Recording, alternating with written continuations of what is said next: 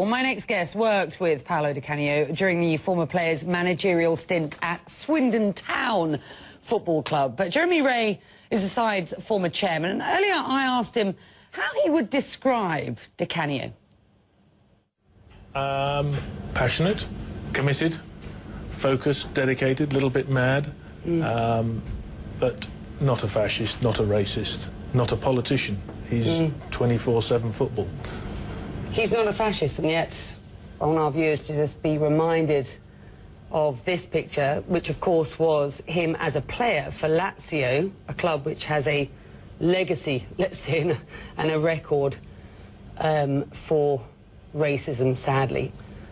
When you look at that picture, Jeremy, what do you think?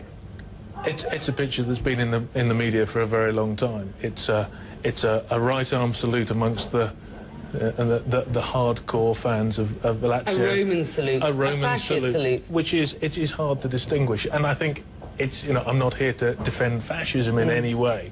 And I'm certainly not here to defend racism in any way. And I know Paolo's been quoted or misquoted or whatever in terms of the trying to distinguish one from the other.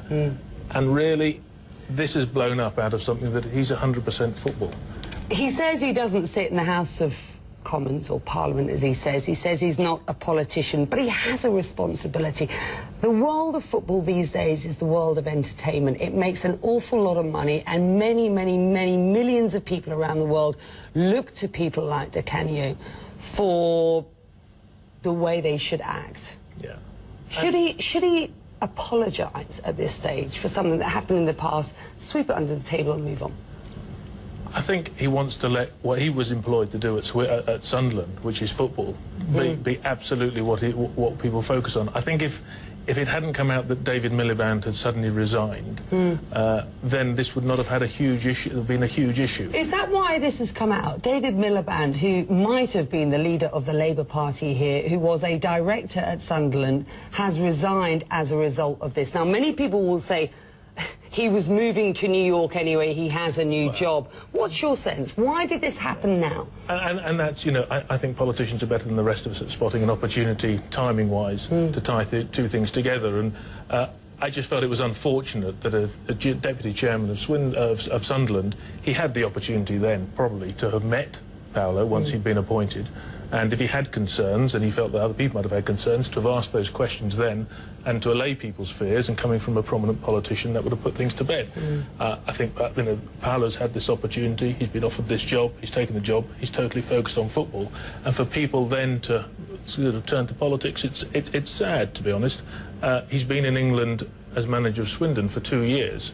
If it was, what is it, that Swindon was too small for this moral issue to be discussed, I've known him during those 2 years. He has opinions on many things. We've never discussed politics once.